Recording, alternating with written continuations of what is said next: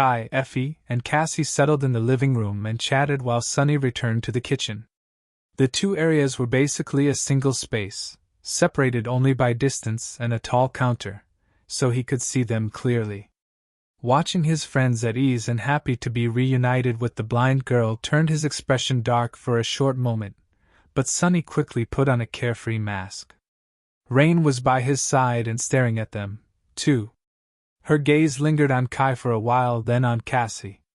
Finally, she looked at Effie and studied her face with a complicated expression. "Here it comes." A few moments later, her eyes widened. Sunny didn't think that it was possible for the teenage girl to become paler than she already was, but he was proven wrong.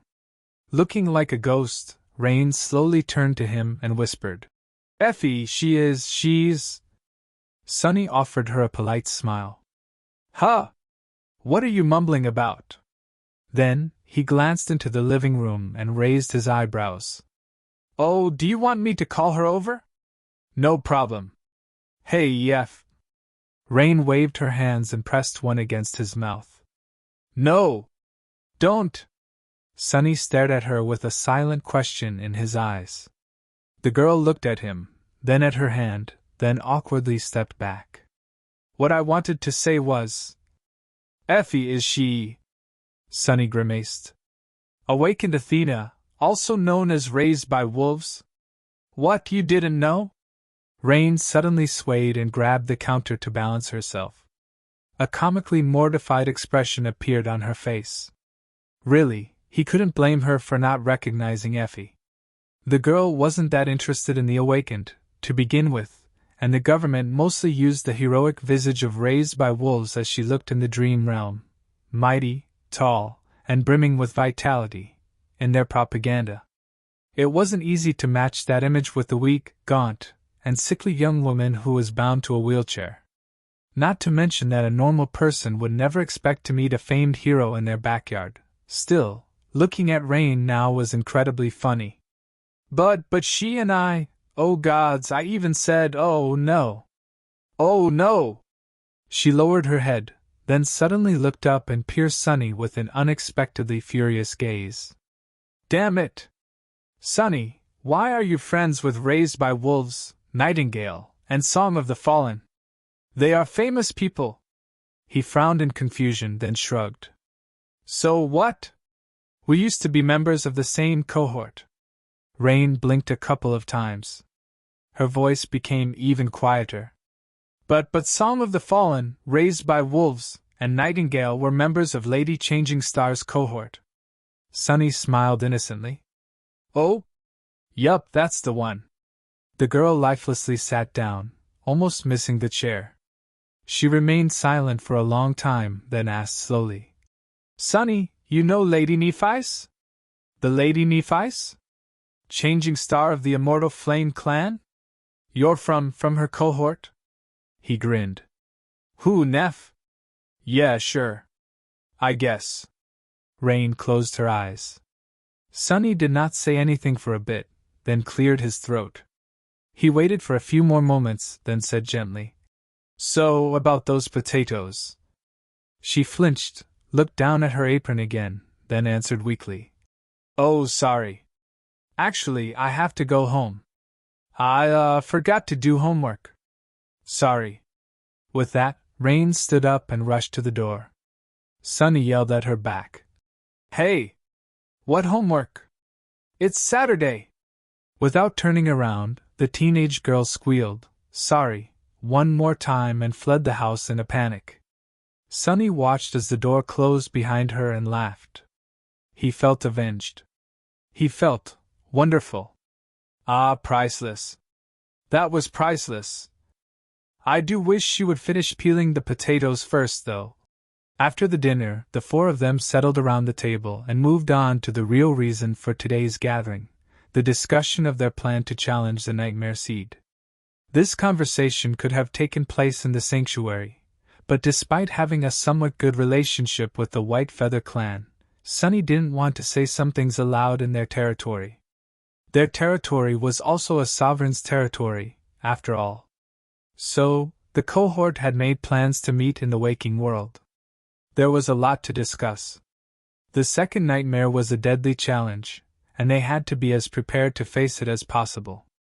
There were also a lot of preparations to be made for the journey to the seat itself, venturing into the sky below, and locating the rift in the ocean of flames that hid in its depths was not an easy task in and of itself.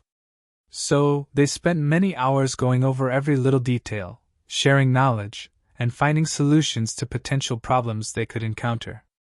The nightmare itself was a mystery, of course, so no matter how much they tried to account for every possibility, they still had no way of knowing what awaited them inside.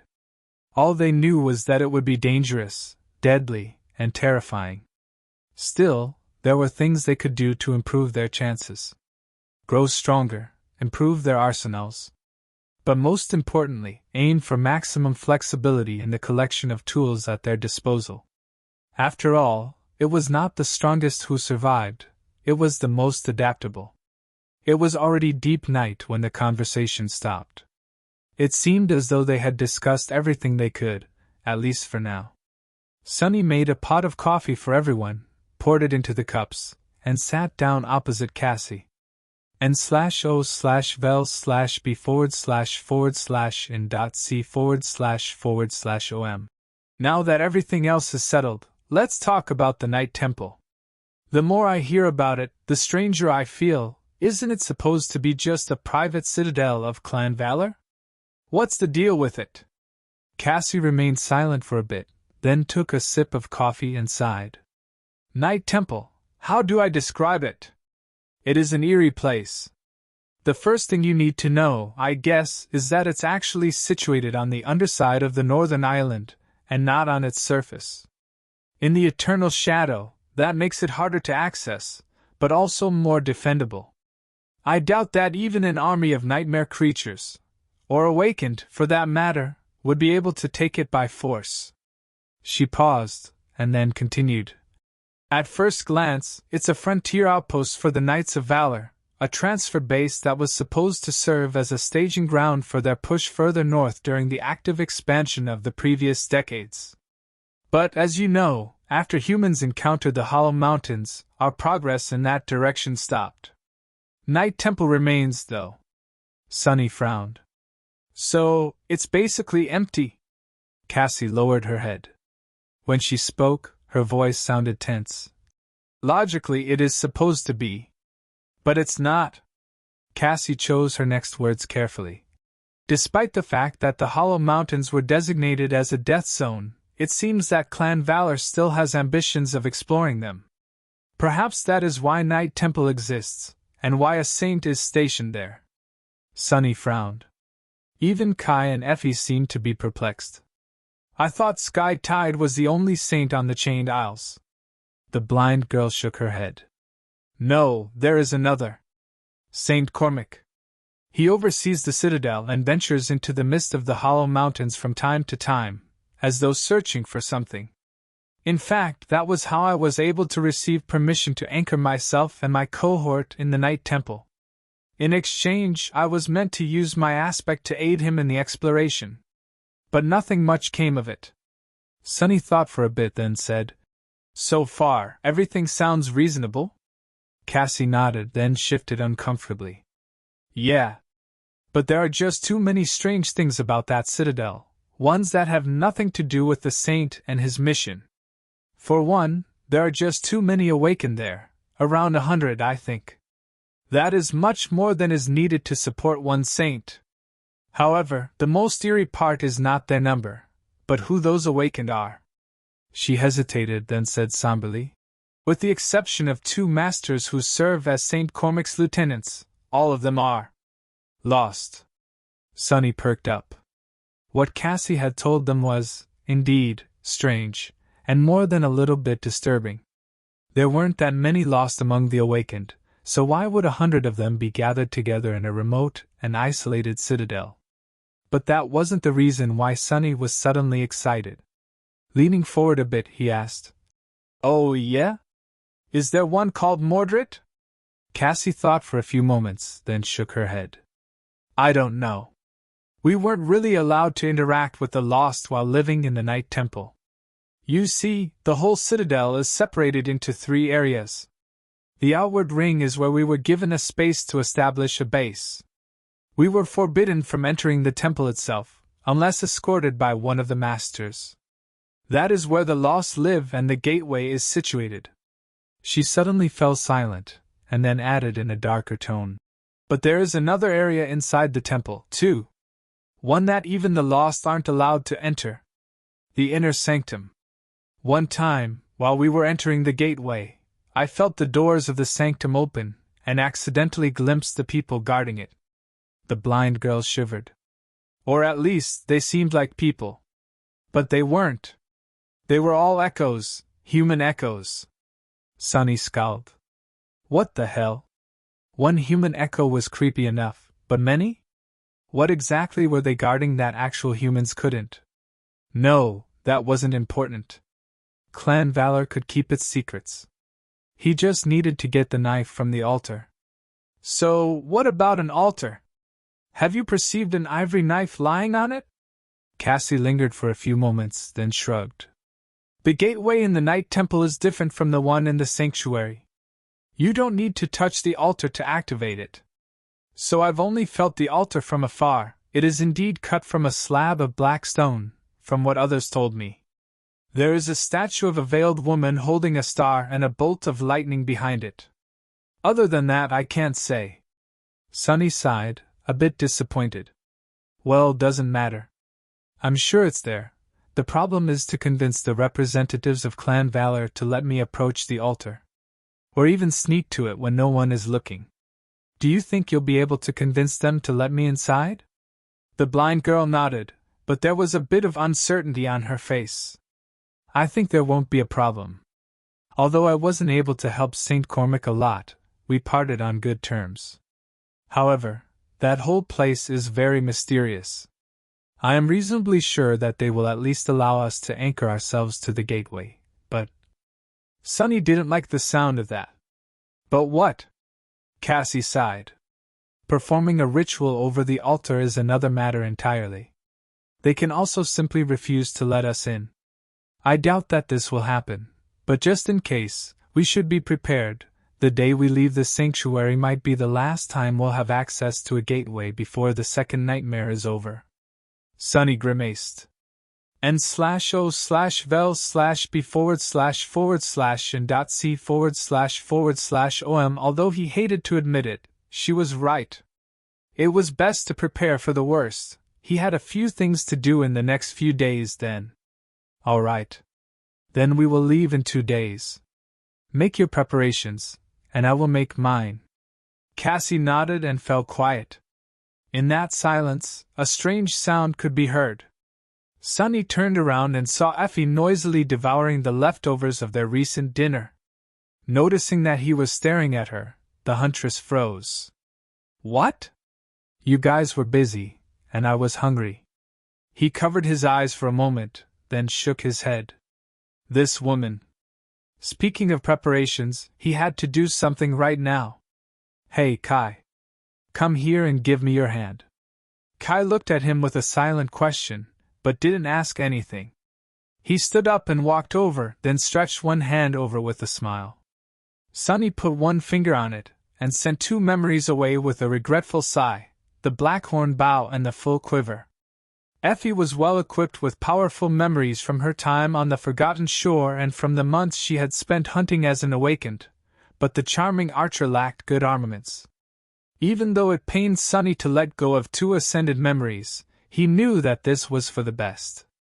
It was going to give Kai an opportunity to grow stronger in the next month and be better prepared for the nightmare. Plus, he still had Morgan's war bow and the strike of thunder. Kai frowned in confusion, then stared into emptiness, clearly reading the runes.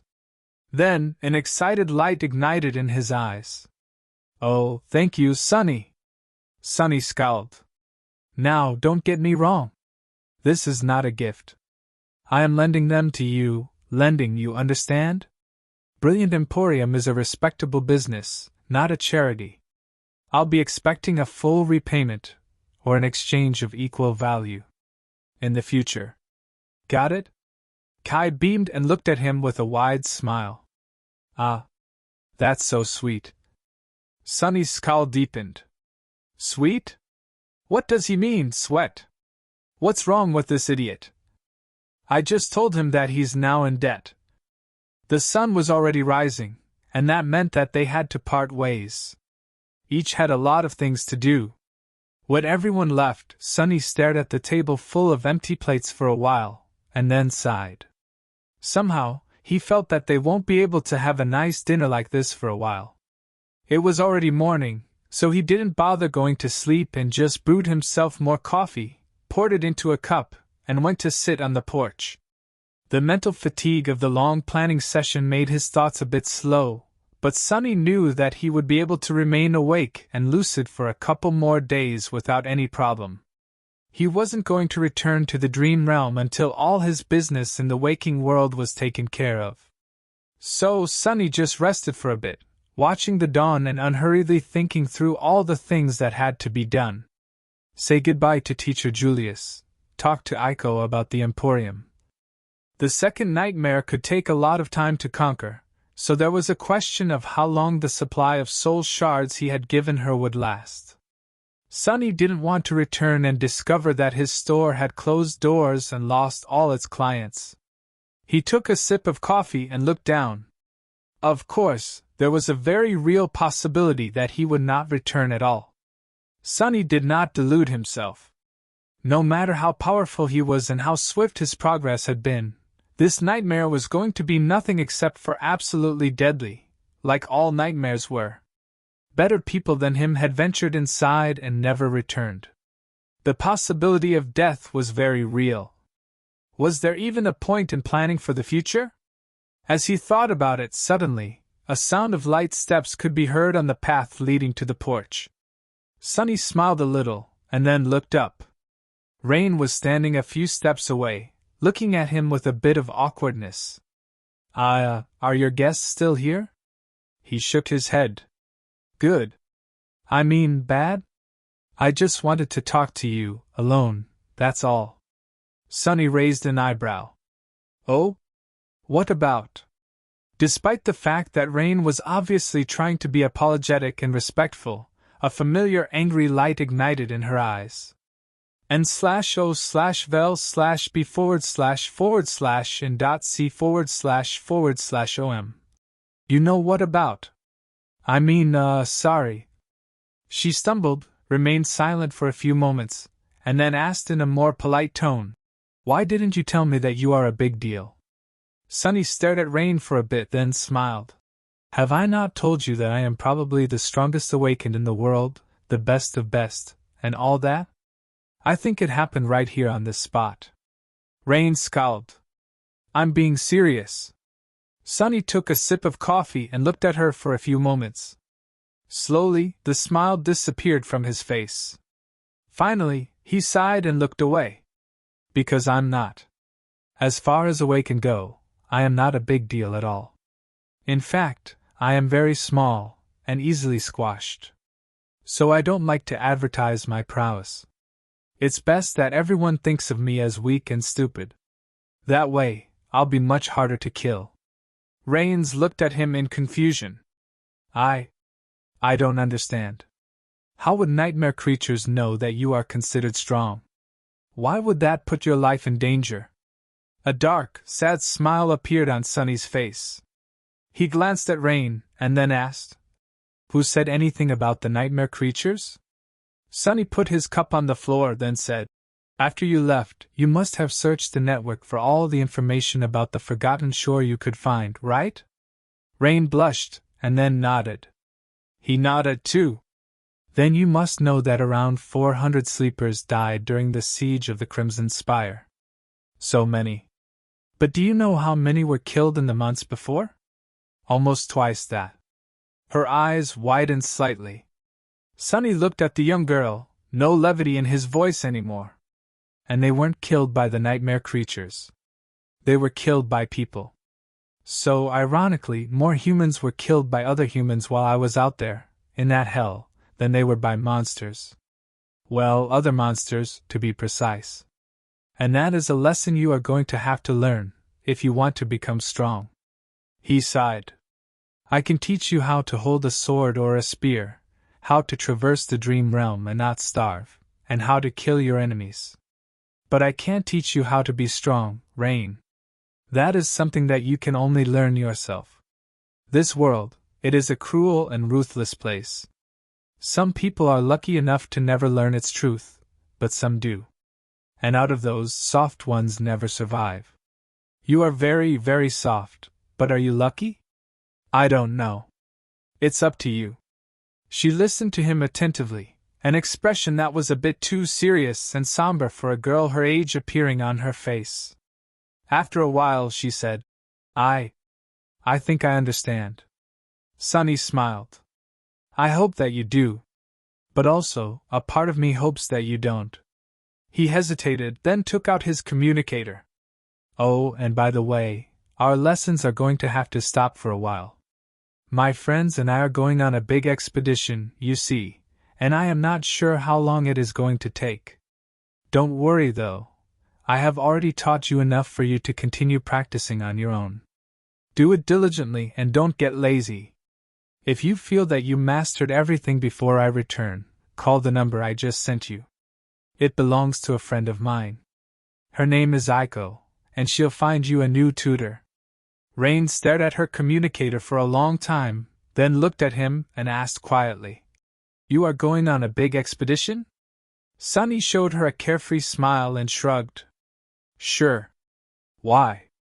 She hesitated for a few moments and then asked, her voice suddenly uncharacteristically timid, Will it be dangerous? He picked up his coffee, took a sip, and then shrugged again. Dangerous? Yeah, of course.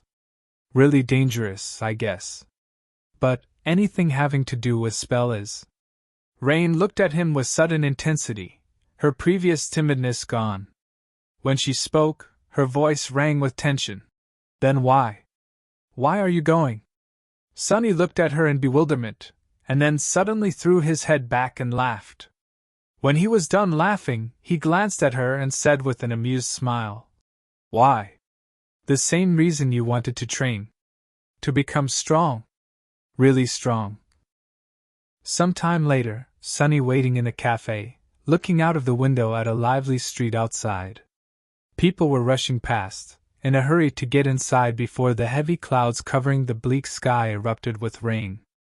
The subtle smell in the air told him that this was going to be a bad one, maybe not toxic enough to burn through clothes, but still unpleasantly hazardous. The acid rain didn't bother Sunny too much, since it was something everyone was accustomed to.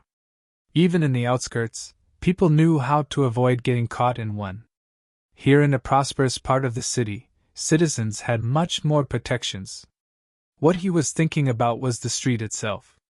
This was the same cafe he used to visit when observing rain, and the same street that had become a scene of panicked evacuation during the gate incident several months ago. Armored vehicles of the government had torn apart the road, and several violent skirmishes had spilled into the peaceful surroundings. And yet, there were no signs of the furious battle left. The road was long repaired, and the battle damage mended. The cafe was open again, and people went on about their business as though nothing had happened. They had endured the disaster and moved on, showing the astonishing resilience the human race possessed. Not even the nightmare spell could overcome it. At least it had not managed yet. Sunny sighed and glanced at the pastry in front of him.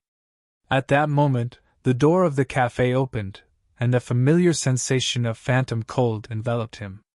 Master Jet looked even more disheveled than usual, her uniform jacket actually sporting several small holes, their edges charred. However, she looked just as relaxed and strong as ever, her icy blue eyes radiating fierce energy. She seemed dead tired, but also, somehow, brimming with life. Jet looked around, noticed Sunny, and offered him a smile. Then she flicked a few flakes of soot off her epaulette, walked over, and crashed on the chair. I hope that this pastry is for me. He smiled, and pushed the plate and a cup of fresh coffee toward her. Of course. Master Jet took a bite out of the pastry, closed her eyes in delight for a few moments, and then cradled the cup of coffee in her hands. After a while, she looked at him and sighed. So, second nightmare, huh? Sunny simply nodded.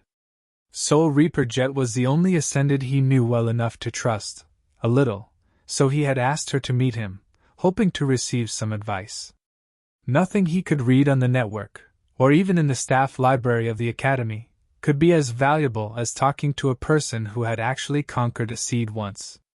She took a sip of coffee and shook her head. Crazy kid. A slight smile appeared on his face. Kid? I am not that much younger than you. Well, I think. Jet glanced at him with a dangerous grin. Are you asking me about my age? Damn. I guess I haven't slapped you in a while. The two of them stared at each other for a few moments, and then laughed. In truth, Sunny knew that Master Jet was in her late 20s, so the age gap between them was not insignificant. Considering how much had happened to him in the past 2 years, 10 seemed like a lifetime. But at the same time, he wasn't a kid anymore, not by a long shot. He looked down, thought for a few moments, and then said, Now is as good a time as any.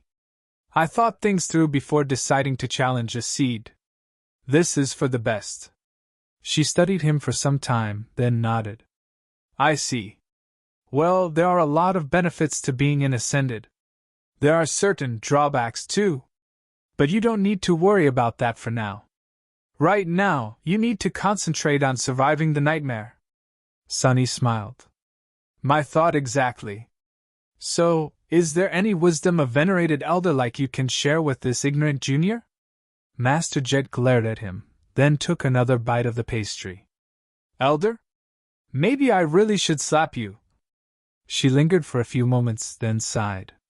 The second nightmare, it is a lot like the first, but at the same time very different. The spell will send you and your cohort into an illusion of the past, one centered around a central conflict. To conquer the nightmare, you will have to resolve that conflict, one way or another. There is no right or wrong way to do so. You just have to end it somehow.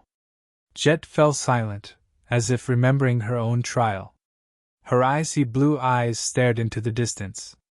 That won't be easy, of course. Your friends might die.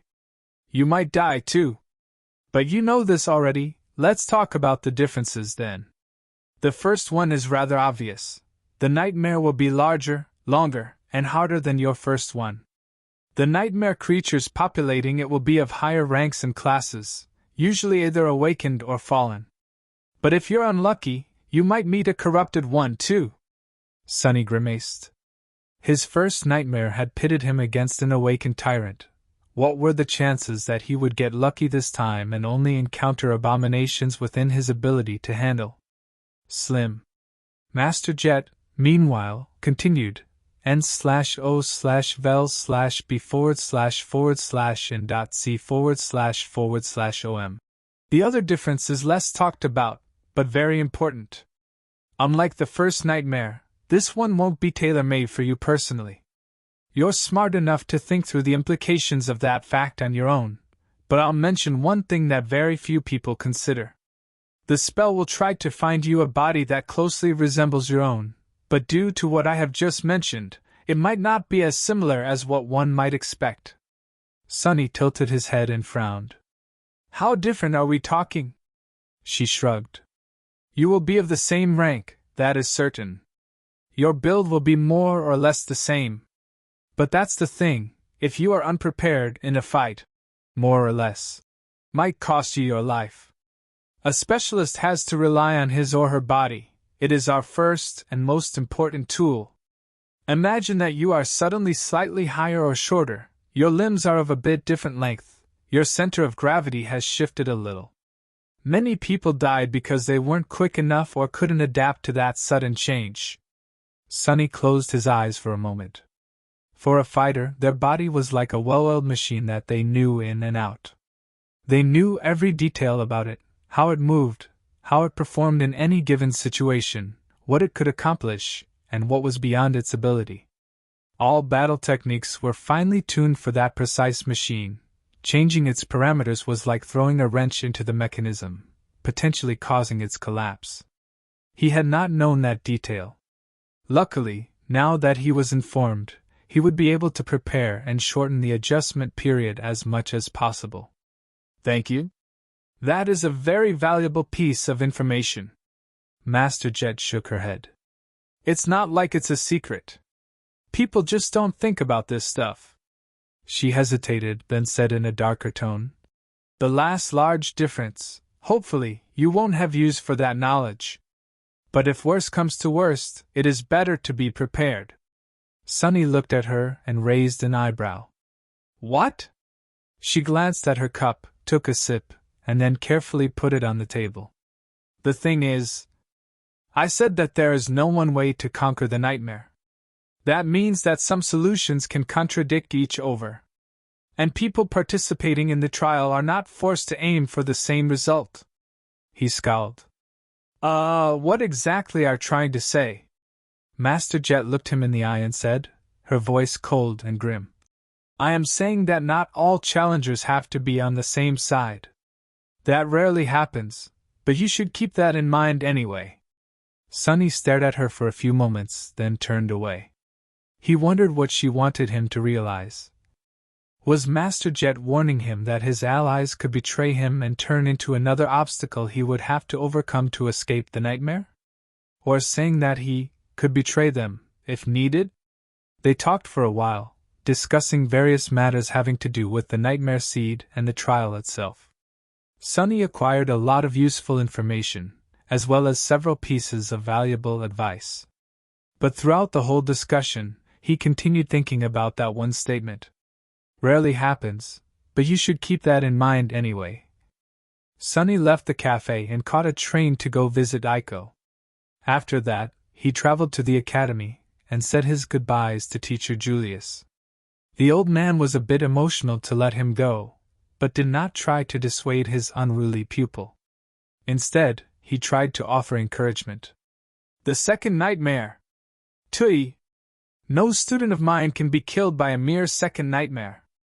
Don't you dare put a stain on my reputation, Sunny my boy, you hear me? Finally, Sunny left the sleeper compound and stood outside for a while, watching the setting sun. Then, he turned around and headed deeper into the academy complex. The room where Nephi slept did not change much. He replaced the flowers on one of the tables and sat down, looking at her pale and motionless face. No matter how many times Sunny came here, seeing her like this, brought a dull pain to his chest. The cauldron of emotions burning in his heart was too deep and seethed too furiously for him to understand it. Sunny was never good with emotions, after all. There was resentment, longing, guilt, affection, fear, and hope. Looking at the transparent lid of the sleeping pod, he sighed. Hey, Neph! Just like before, this was the only thing he said out loud. He lingered for a bit, and then thought, you are still alive, out there somewhere. That is good. That makes me happy. It really does. You know, right after everything happened, I wasn't sure if I wanted you to live. I thought that maybe it would be better for you to die. Sometimes I did. Sunny lowered his head and closed his eyes tiredly. But after a while, as time passed, I started to miss you more than I wanted to be free of you. Maybe what Master Jet said is true. Maybe no one is really ever free in this world. Maybe the only freedom there is the freedom to choose your own chains. A dark smile appeared on his lips. But that is the thing, isn't it? Even that choice was taken away from me. By you, by Cassie. By fate. I never had anything, and then I had even less than that. Wouldn't you be angry to be dealt a hand like that? Because I am. I am so angry. And that is why. I am never going to stop trying to break free. Screw truth and screw fate. Who said that its chains can't be broken? Sunny shifted slightly, and stared at the sleeping young woman with burning intensity. I just have to get strong enough to rip them apart. You want to destroy the spell? Well, I want to destroy fate itself.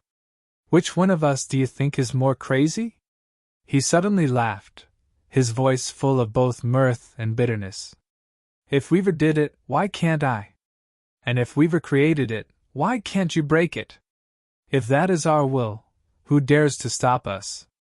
Sunny smiled widely, and then grew quiet again, his eyes full of darkness. NOVLB \_J and after a while, he rubbed his face. Anyway, Cassie and I are going to challenge the second nightmare soon. We might not be able to visit you again for a long time. So you take care of yourself, Neff. Don't disappoint me. I am counting on you to stay alive, to keep me striving to surpass you. With that, he sighed heavily, stood up, and left without looking back. It was finally time for him to sleep, too. Before climbing into his luxurious sleeping pod, Sunny had a conversation with Effie. He moved her pod into the underground dojo and installed it near his own. The two of them were most likely going to spend a long time in the nightmare, so the house had to be put on lockdown for the duration. Hopefully, Sunny would be able to do it himself after coming back through the gateway in Night Temple, but if things went wrong with the representatives of Valor, Effie was in charge of making the final preparations. He gave her the passwords from the security system and explained the procedure. Then, Sunny ran the diagnostic on the pod, made sure that it was functioning perfectly and could sustain his body for months, if not years, and sighed. It didn't matter, really. After entering the seed, he would either die or become a master.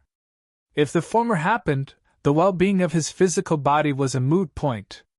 If the latter happened, paradoxically, the same statement applied. Ascension merged the physical body with the spirit body. However, even if the physical body was completely destroyed, the process would create a new one. So maybe it was more appropriate to say that ascension allowed the spirit body to become corporeal. In any case, the result was the same. That was why Effie wanted to become a master so badly, knowing that it would make her as strong and healthy as she was in the dream realm. Why many of the Lost dreamed of challenging the second nightmare, as well. And that was why it didn't matter even if the sleeping pod malfunctioned and thoroughly roasted Sunny's physical body instead of preserving it. If the nightmare didn't kill him, he would be as good as new. Still, Sunny was very attached to his mortal shell. He didn't want any harm to come to it, if only out for sentiment reasons. With a sigh, he undressed, took one last glance at his spacious dojo, and climbed into the pod. Effie, who was watching him silently from her wheelchair, strained to raise a hand and waved him goodbye. Sweet dreams. Sunny wanted to snarl at her and remind the gluttonous huntress to not leave dirty dishes all over the house, but he was just too tired. As soon as the lid of the metal sarcophagus started to move, his eyes closed, and he fell into the deep, dark embrace of sleep. When Sunny opened his eyes again, he was already in the sanctuary of Noctis. Sunny was standing on the edge of the island, looking at the heavenly chain that stretched far into the distance. His body was clad in a slender armor forged out of bleak steel, and in his hand was a somber black spear with a polished silver blade. Cassie was standing by his side, wearing her midnight blue coat beneath a polished cuirass. Her hand rested on the hilt of the quiet dancer, and an elegant half-mask rested on her face. A few strands of her long, golden hair were blowing in the wind. They were ready to depart. Sunny glanced at the two of them, then at the dull steel of the undying chain. He wasn't foolish enough to fail to recognize that this was exactly how her vision of their death happened, with the two of them alone, and him wearing metal armor. The only thing missing was the snow. But Sunny didn't care. He had been deceived by the knowledge of the future once, and all his desperate attempts to avoid it had only helped the vision happen. This time, he was not going to allow himself to be a pawn of fate. He was going to do what needed to be done, in a way he wanted to do it, and face the consequences without regret. Sunny sighed, glanced at Cassie and said, "Let's go." With that, he took a step forward and plunged off the edge of the island. When they started their expedition, the last vestiges of summer warmth were leaving the Chained Isles. Not every region of the dream realm had seasons that were the same as those of the waking world, but this one was somewhat similar. By the time they were supposed to reach Night Temple, autumn would be in full swing. If everything went well, the journey was going to take 2 or 3 weeks. Sunny wanted to reach the mysterious citadel and retrieve the ivory knife by the middle of October, then rendezvous with Effie, Kai, and the fire keepers at the shipwreck island in the first days of November. That would give them almost a full month to reach the Ebony Tower and enter the Seed before winter. Of course, in the dream realm, one could never put too much faith in any plan. Sunny felt reasonably confident in his ability to travel across Chained Isles, but he knew not to get arrogant. This was a wild and deadly land, one full of fearsome creatures and insidious threats.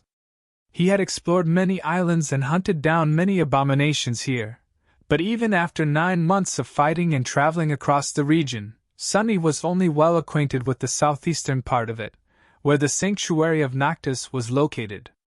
He had never ventured west or north of the Tyr.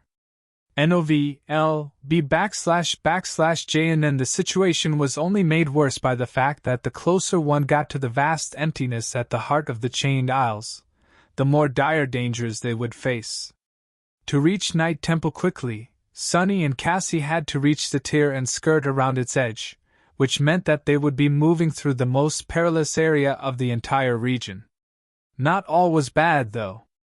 Cassie had some of the knowledge that Sunny lacked, since the Fire Keepers had spent a lot of time in the northern reaches of the Chained Isles.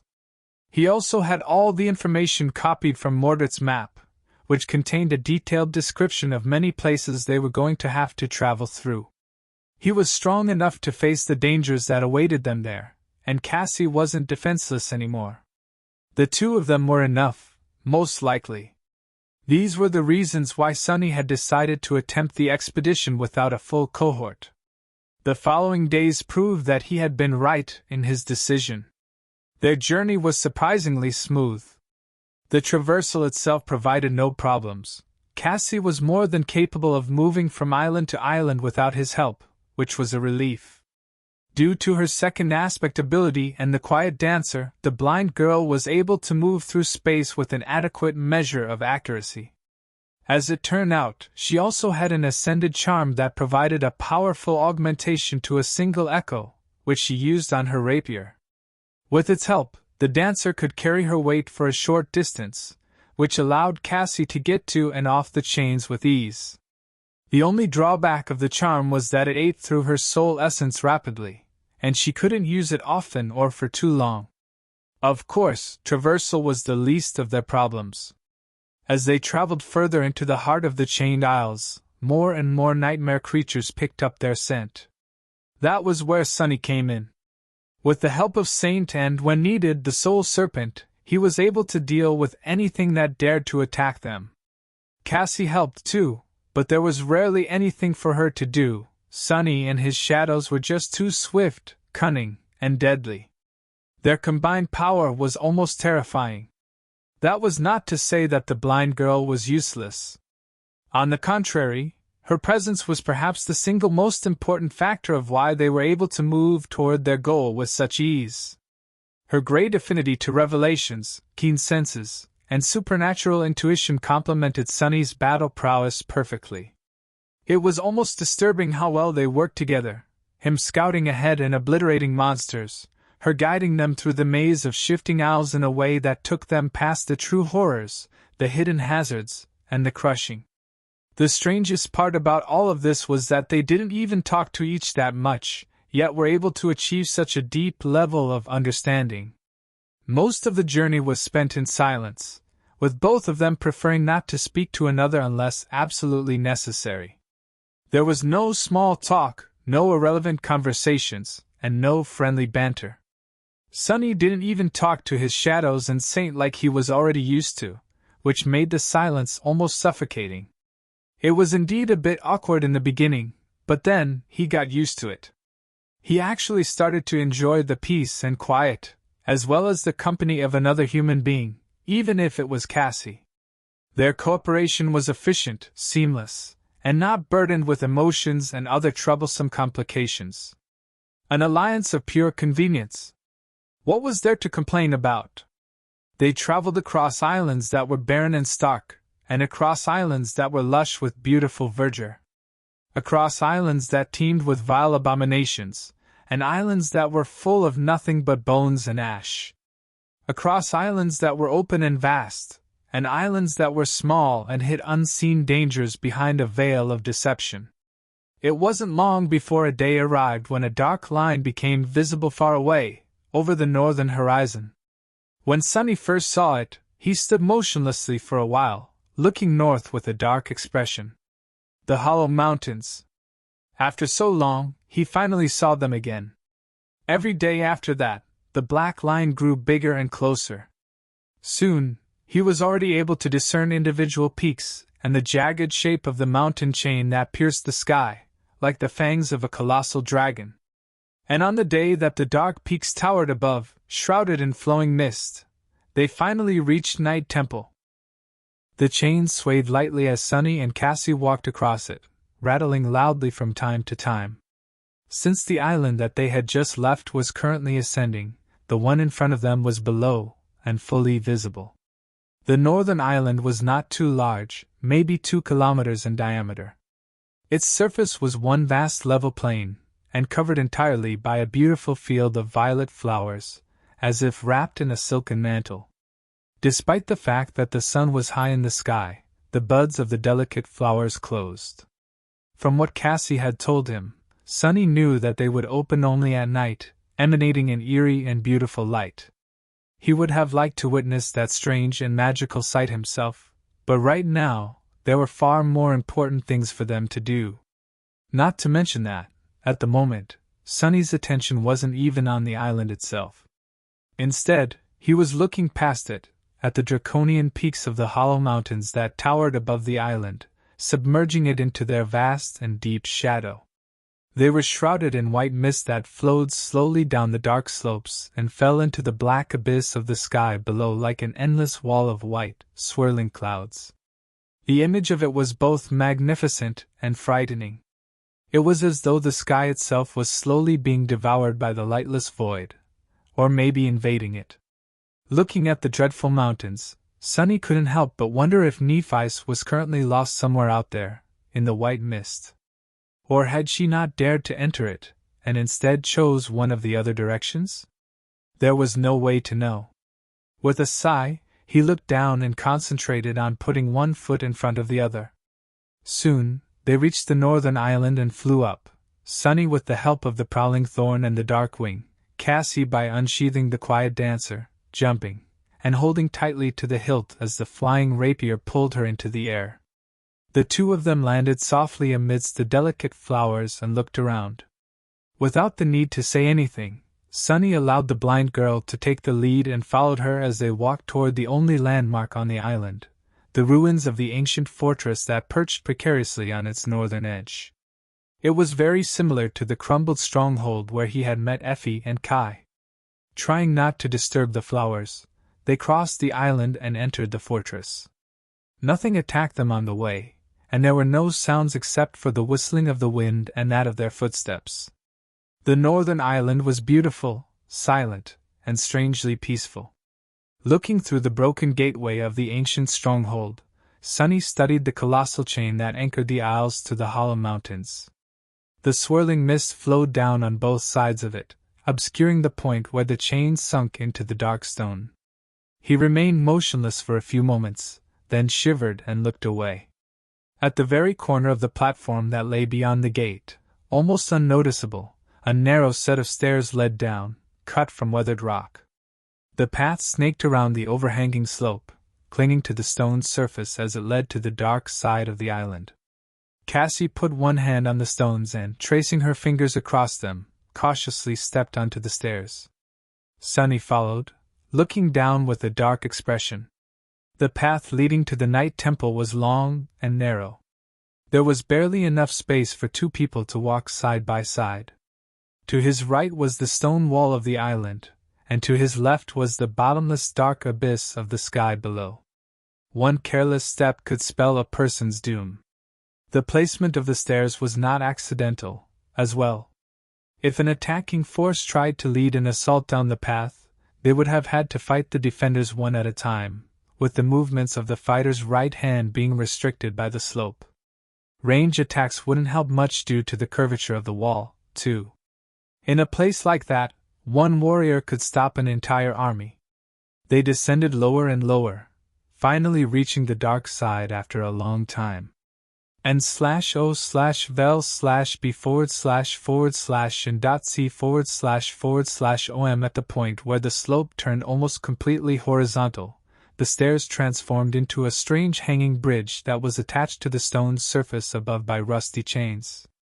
It swayed precariously above the dark chasm of the sky below, leading all the way to the center of the aisle, to the Night Temple. Sunny froze, startled by a mournful sound of a loud bell that suddenly rolled through the darkness. In front of him, at some distance, a magnificent structure protruded from the underbelly of the floating island. Made out of black stone, it resembled a tall, somber cathedral that was somehow built upside down and hovered above the abyss of impenetrable darkness. The foundation was its highest point, and its 7 belfries descended into the depths of the black void, each ending with a short chain that held a massive bell cast of tarnished green copper. Since Night Temple was located under the island, the light of the sun never reached it. Instead, the cathedral was shrouded in eternal shadow, with only the pale shining of the distant divine flames caressing its black walls. In a strange reversal, the velvet darkness of the abyss and the scattering of false stars in its depths seemed like a vast night sky hanging above it. As Sunny watched, a second bell rang. He shifted a little and turned his attention to the narrow path, tracing its treacherous steps all the way to the massive iron gates of the cathedral. Cassie turned to him, lingered for a moment, and said, "Let's go. They've seen us." Sunny nodded and took a step forward. Night Temple waited ahead, its gates opened like a hungry mouth. As they walked toward the gates, Sunny asked quietly, "So, what happens now, exactly?" Cassie thought for a few moments before answering. "I am not sure. That depends on whether St. Cormac is inside the citadel, or out exploring the Hollow Mountains. In any case, my standing should be good enough to at least get an audience with one of the masters overseeing the temple in his absence." She hesitated, then added, "If we are allowed inside, there are several rules you must follow.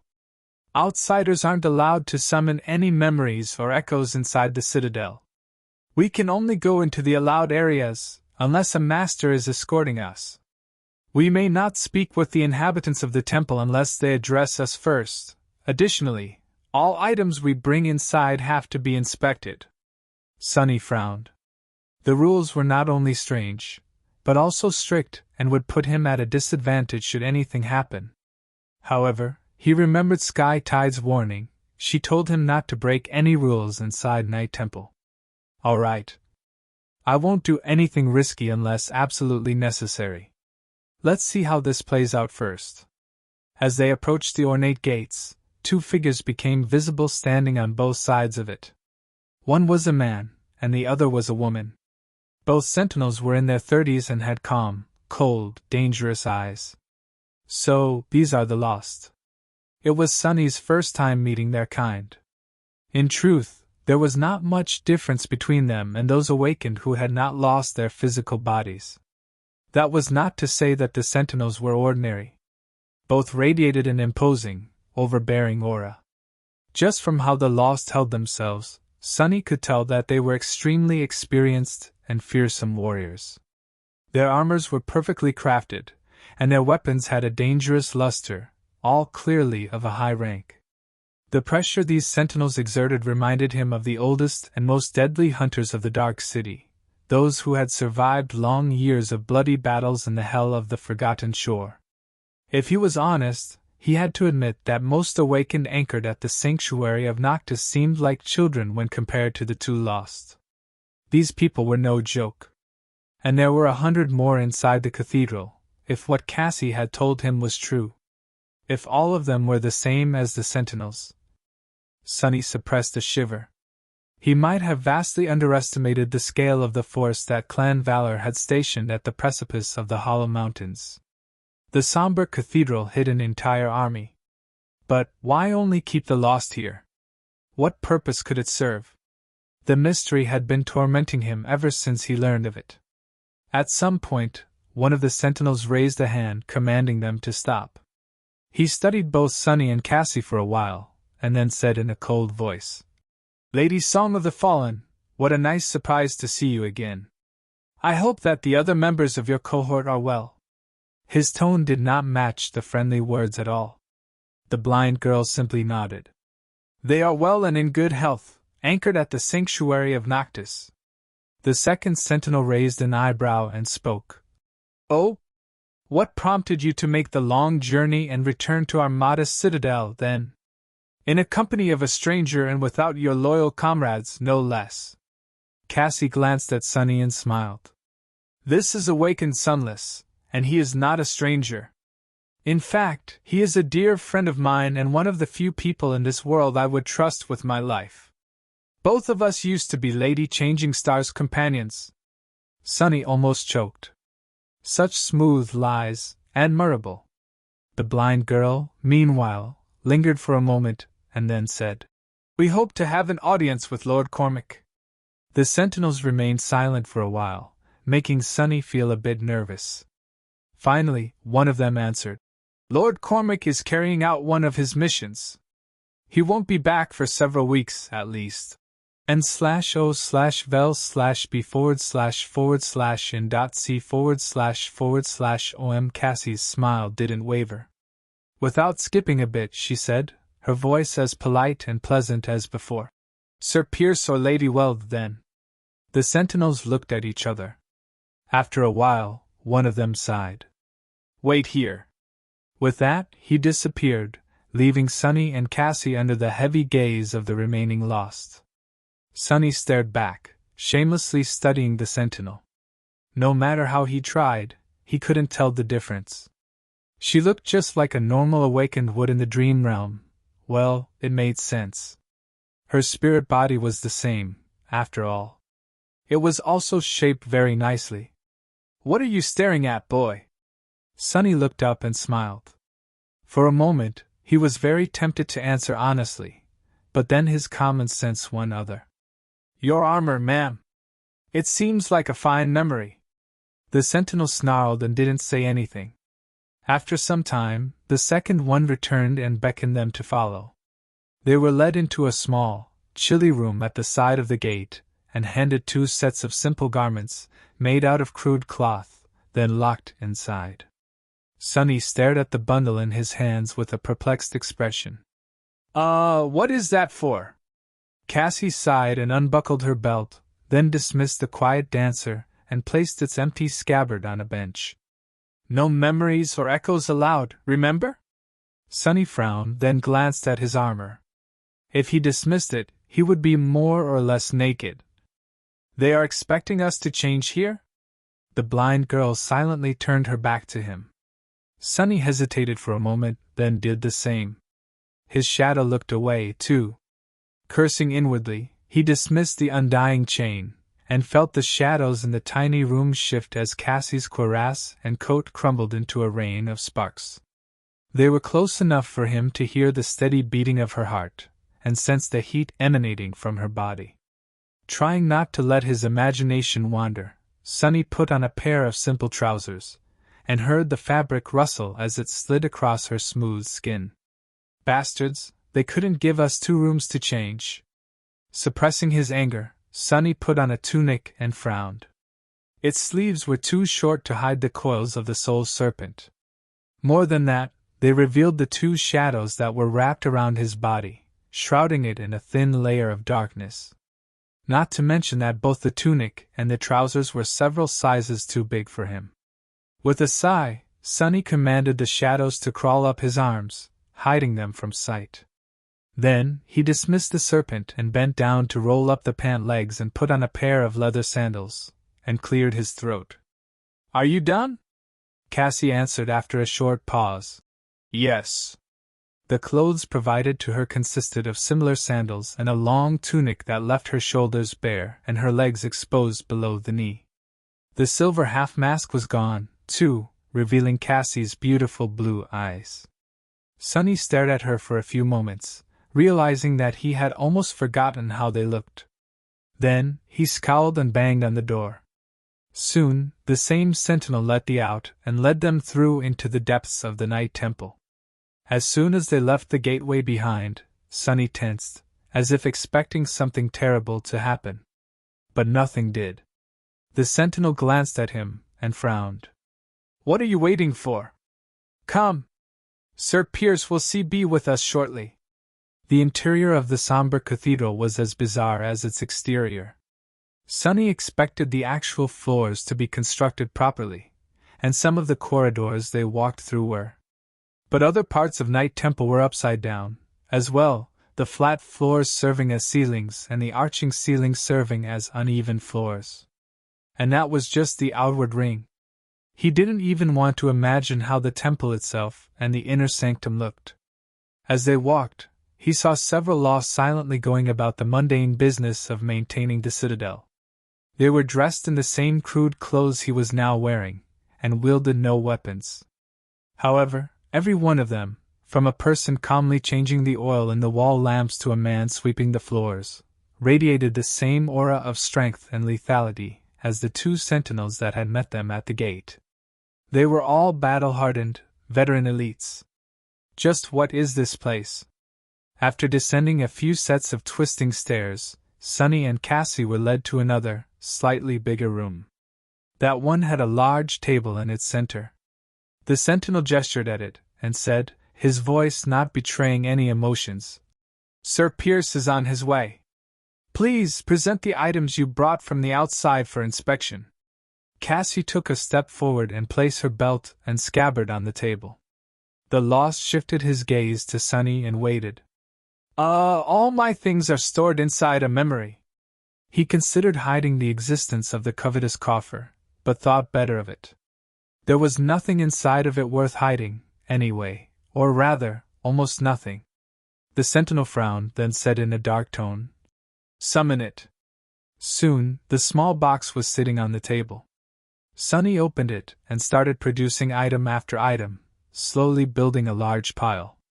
There were spices, cooking utensils, hygienic products, several packs of underwear, both male and female, which earned him a strange look, a piece of a broken mirror, a couple of soul shards, a folding chair, various snacks, packs of tea and coffee, and many more. As the pile slowly became larger and larger, the sentinel's face grew more and more incredulous. Finally, his eye twitched. "How much trash do you have in that box?" Sunny smiled. "Almost finished." He fished out a tube of sunscreen and several sticks of lip balm, threw them into the pile, then thrust his arm into the maw of the cover's coffer up to the shoulder, swept its bottom a few times, ignoring weaver's needle and diamond string, then finally took a step back. "That is all." The Lost shook his head and started picking up the items one after another, inspecting them carefully.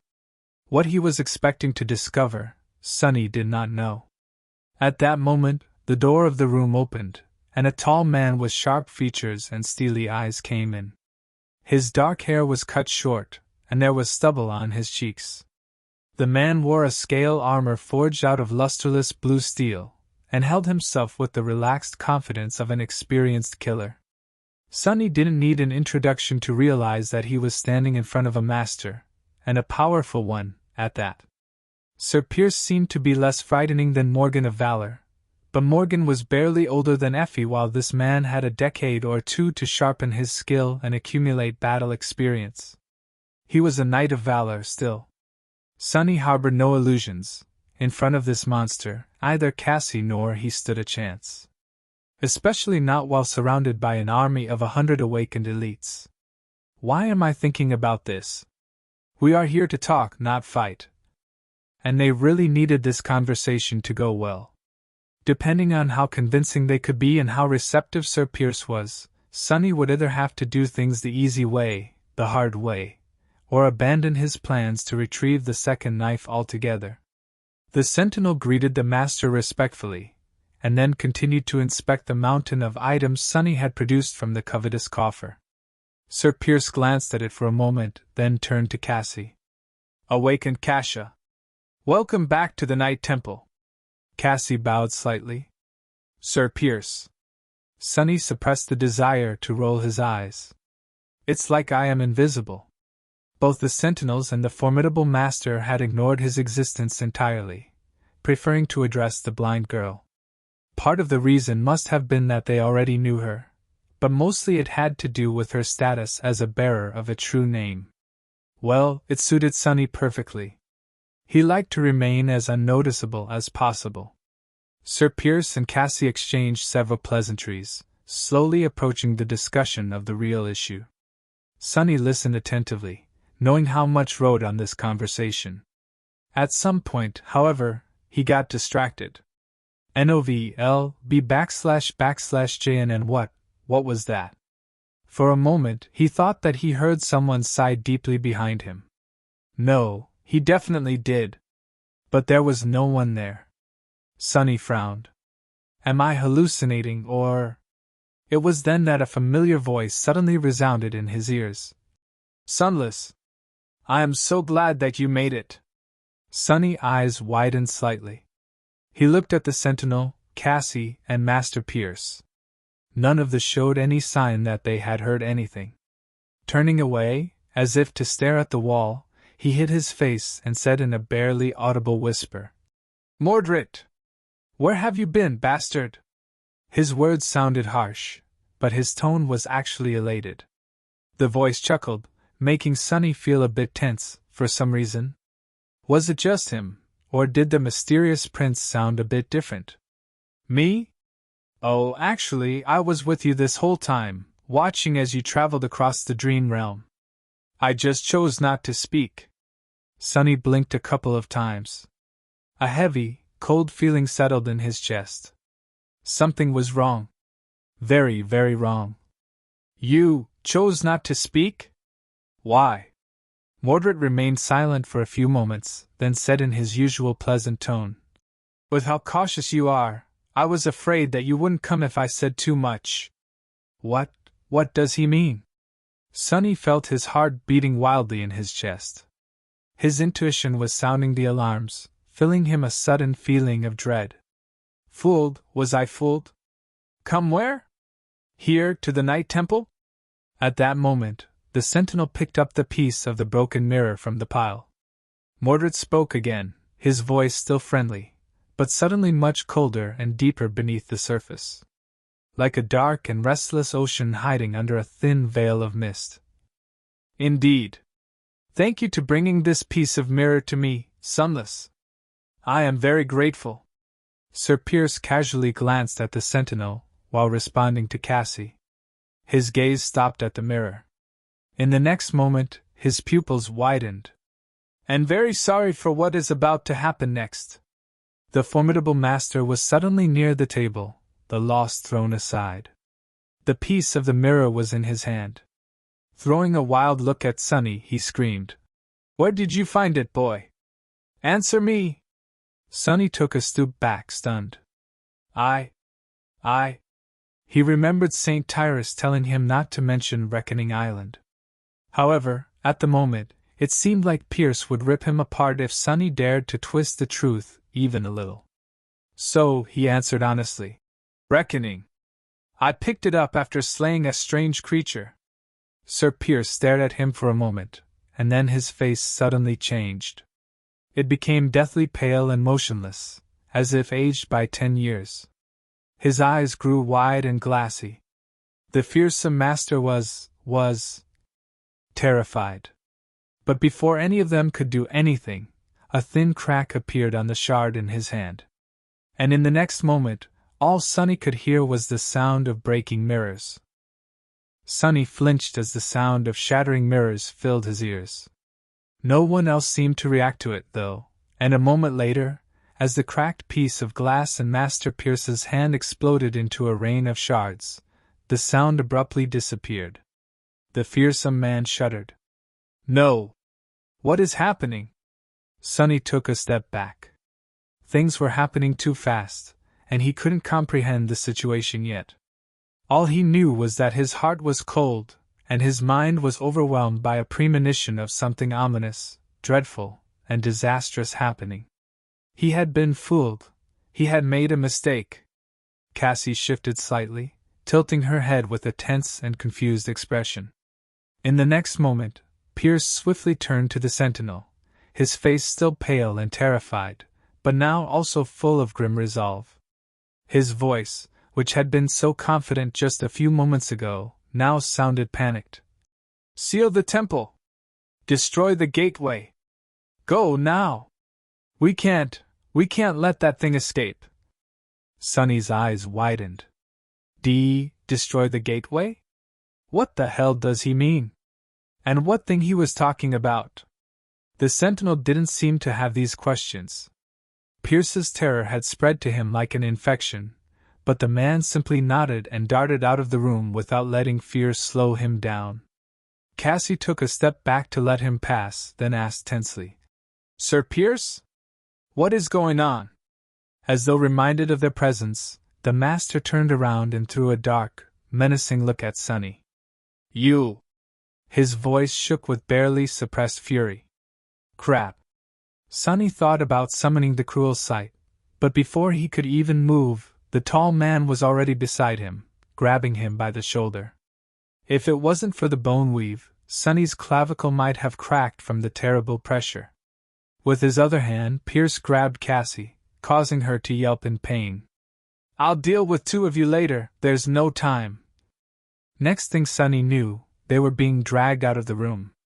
He threw a regretful glance at the pile of his belongings that was left laying on the table, stared at the covetous coffer for a moment, and then turned away.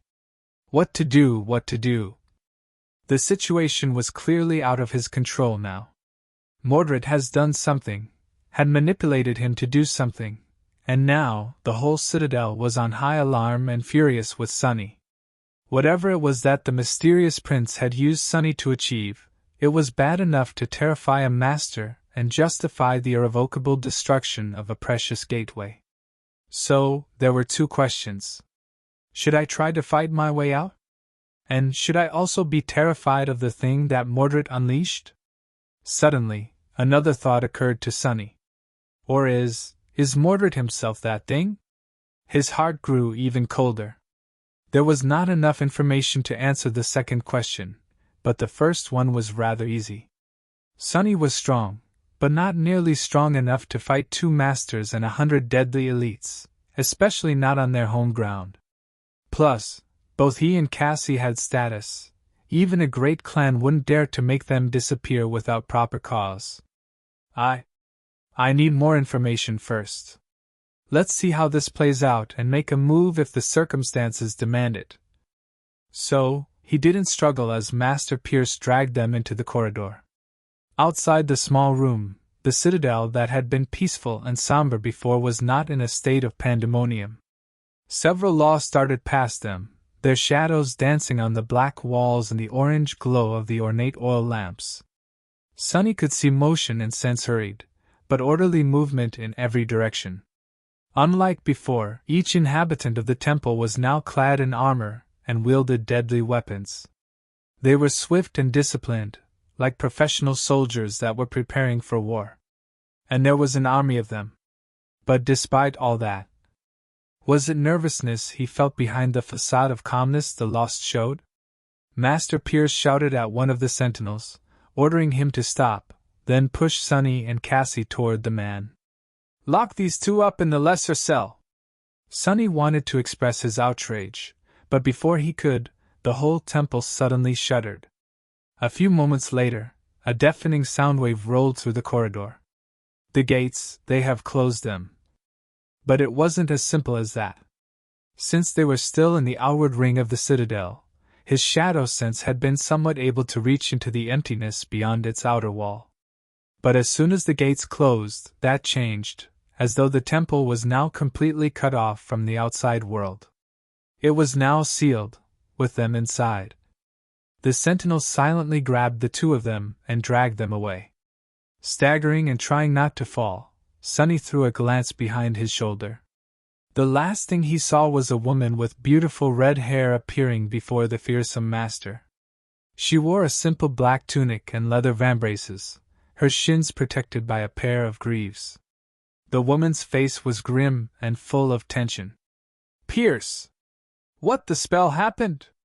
A moment later, the two disappeared behind a turn of the corridor. This must be Master Well. The Lost swiftly dragged them through the disorienting maze of corridors and stairs. They were descending lower and lower, most likely heading toward one of the cathedral's belfries. His expression was dark and severe, and for a good reason. Everywhere they passed through, the inhabitants of the Night Temple were busy preparing for battle. It was as though they were expecting to face a terrifying siege. The threat, however, didn't seem to be coming from the outside. Instead, most of the Lost were rushing deeper into the temple, toward its inner sanctum. It wasn't long before they heard screams. The sound traveled through the confusing interior of the cathedral in a strange manner, so it was hard to say from which direction the screams came. They seemed distant, and yet Sonny couldn't help but feel his blood run cold. These chilling wails were full of indescribable agony and terror. He knew the type too well. These were the screams that humans let out when they were not only horribly hurt, but also maimed, knowing that their lives were either over or would never be the same. The sentinel in charge of them stopped for a moment. His face grew ashen, and without saying a word, he continued to drag them toward a heavy metal door at the end of a long corridor. The Lost used an elaborate key to open the door, and then pushed them inside.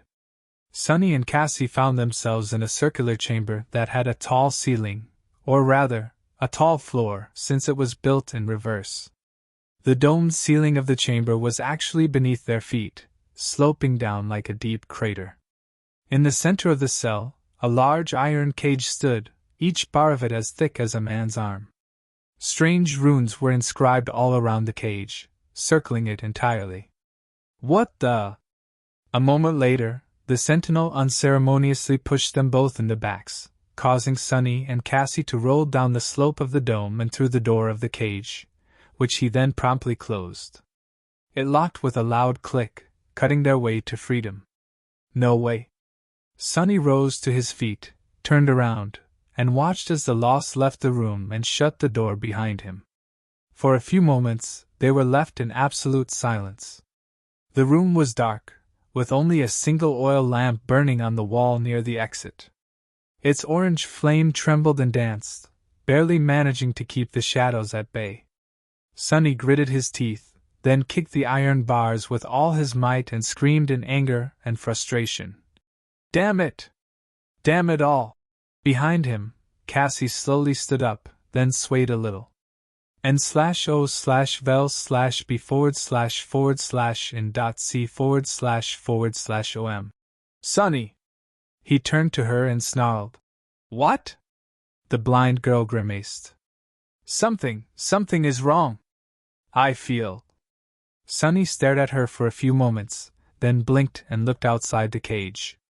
The runes surrounding it were slowly starting to emanate an eerie, dangerous blue glow. Sonny looked at the runes. Their eerie glow was swiftly growing brighter and brighter, drowning the chamber in a ghostly light. Slowly, a deep frown appeared on his face. Then, suddenly, his eyes widened. Crap! But it was already too late. The runes shimmered, and in the next moment, he felt his reserve of shadow essence plunging. It was as though something was draining the essence out of his soul with terrifying speed. At the same time, the range of shadow essence diminished even further, becoming limited by the size of the cage. The gloomy shadow recoiled, trying to get away from the shining runes. Sonny hurriedly tried to summon the cruel sight, but he was a second too slow. Before the spear could form itself from the sparks of light, his essence ran dry, and it disintegrated before assuming a physical form. Damnation! He looked helplessly at the bars of the cage and clenched his fists. This was indeed a jail cell built to contain awakened. Without shadow essence, he wouldn't be able to use Shadow Step to escape. More than that, he couldn't summon memories anymore. Manifesting them into reality demanded essence, as well, even if it was a tiny amount. The same went for echoes, and even shadows. He also felt weak, and was only going to grow weaker in the coming hours. Without essence circulating through his body, Sonny's strength was vastly diminished. Whoever created this damned cage really knew what they were doing. With a resentful snarl, Sonny turned around and allowed himself to slide down to the center of the dome, where Cassie stood with a lost expression on her pale, delicate face. Raising one hand awkwardly, she tentatively moved it through the air around her and whispered, "I am blind again." Sonny frowned, stared at her for a moment, and then turned away. "You were always blind." Of course, he knew what Cassie meant. Without solescence, the aspect ability that allowed her to perceive the world from several seconds in the future was gone, too. It wasn't exactly sight, but something that had replaced being able to see to her. His words might have been cruel, but Sonny was not in the mood for pleasantries. Being locked in a cage, powerless to escape, that was his worst nightmare. And he had no one but himself to blame for ending up that way. Turning away from the blind girl, Sonny sat down, lowered his head, and grabbed it with both hands. Curse him. Suddenly, the cathedral shook again. Cassie remained silent for a while, then said quietly, "This must have been the gateway. They really destroyed it." Sonny closed his eyes. "I guess you are right." He heard her sitting down opposite him and wondered about the black altar that was now laying somewhere in the depths of the citadel in pieces. Was the ivory knife destroyed, as well? Had there even been a second knife, to begin with? Or was it just a lie Mordred had invented to lure him into the Night Temple? What else had he lied about? Sonny gritted his teeth, suppressing a groan. He felt scared, furious, and utterly humiliated. He had been so careful not to trust the mysterious voice after hearing it for the first time. But Mordred had been so helpful, and had provided him with so much valuable information that proved to be true. Sonny was, most likely, only alive because of the lost prince's aid. N/O/vel/b/in.c/om. Even so, he had never lowered his guard. If there had been the smallest hint that Mordred wanted something from him, he would have suspected the worst. But the bastard was just too devious and cunning, terrifyingly so. Mordred had played him like a fiddle. He had understood perfectly just how untrusting Sonny was, and went with the lightest of approaches. Knowing that any pressure would scare his paranoid mark off, Mordred had simply mentioned the ivory knife in passing and never spoke about it again. In fact, after the hook was in, he had never spoken to Sonny again. Observing silently and waiting for his prey to come to him of its own volition. Sonny shuddered. Oh gods, how much has he seen? He was willing to bet that there had never even been a need for Mordred to wait days between their conversations. All of it was just a part of an intricate web of lies and manipulation. Fool! I am such a fool! How had he allowed himself to be fooled so completely? A crazy smile suddenly appeared on Sonny's face, and he let out a stifled laugh. Wasn't the answer obvious? Truth, his downfall was the truth. Like a masterful liar, Mordred had mixed just enough of it into his lies to make them believable. Oh, the irony! Cassie shifted slightly, and asked, her voice soft and cautious. Sonny? What exactly happened back there? He let out a bitter chuckle and answered in a dark tone. Why? Don't you know everything? The blind girl didn't answer, and after some more time passed, he sighed. Sorry. It was me. I got us into this mess. Sonny straightened and forced himself to calm down. Dwelling on the past was not going to do them any good. The situation was bad, but not hopeless. The future was uncertain, and there would surely be a chance to turn everything around. He just needed to remain in control of himself and be ready to act when an opportunity presented itself. Who said that Mordred was going to have the last laugh? Do you remember the mysterious lost I told you about? The one who had taught me about the seed and the knives? Cassie nodded slowly. Sonny lingered for a few moments, then shook his head. Well, as it turns out, he lured me into the Night Temple on purpose. He needed the piece of mirror I found a while back, for some reason. When Master Pierce saw it, all hell broke loose.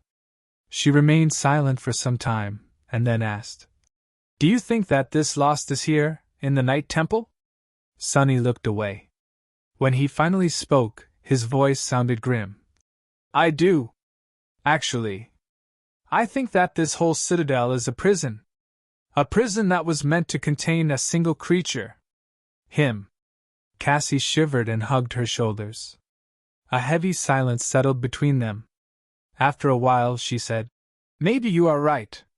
But, Sunny," her voice trembled, "what kind of a being would require 100 awakened fighters, 2 ascended knights, and a saint to guard it?" Sunny stared at her, not knowing what to say. He had no idea. Sunny felt that there was a hint about what manner of a creature Mordred was in the fact that only the lost and human echoes had been allowed to guard him, but that was too little information to make a guess. What else did he know about the man who called himself the Prince of Nothing? He was reasonably sure that Mordred was a human, or at least had been once, at some point. A nightmare creature could fake a human voice, but not the knowledge of the waking world that Mordred had shown. Sunny also felt that the mysterious prince had told the truth about conquering the first nightmare at 12 years of age. Other than that, all Sunny had was the description of the cruel edge, which told of a prince that had been given away to a monstrous dream spawn, and later returned only to find out that he wasn't welcome in his father's home anymore.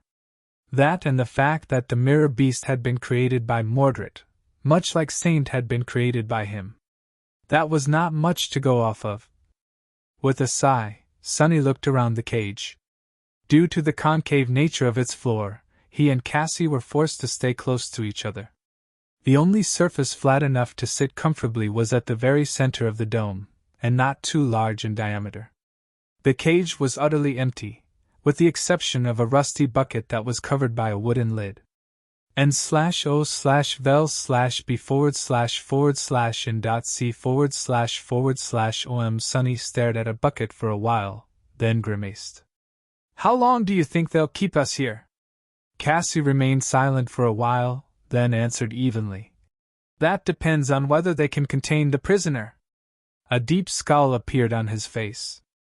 Would 100 elite awakened warriors and 2 masters, all in service to a great clan, be able to handle Mordred? Before today, he would have said yes without a moment of hesitation. No matter how powerful the mysterious prince was, how could he contend against an entire army? But after seeing the terror on Sir Pierce's face and how nervous the lost were, Sunny wasn't so sure anymore.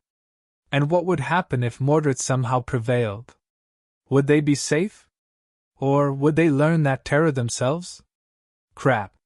Sunny threw a dark glance at the door of the chamber, and closed his eyes.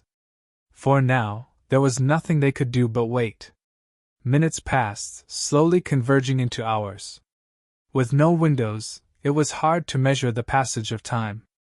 Sunny and Cassie mostly remained silent, partially because each was preoccupied with their own thoughts, and partially because there was nothing useful they could say.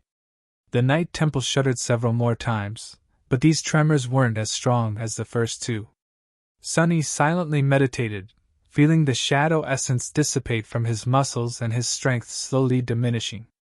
After a while, he stood up, climbed to the walls of the cage, and studied the runes, then explored every centimeter of the cell.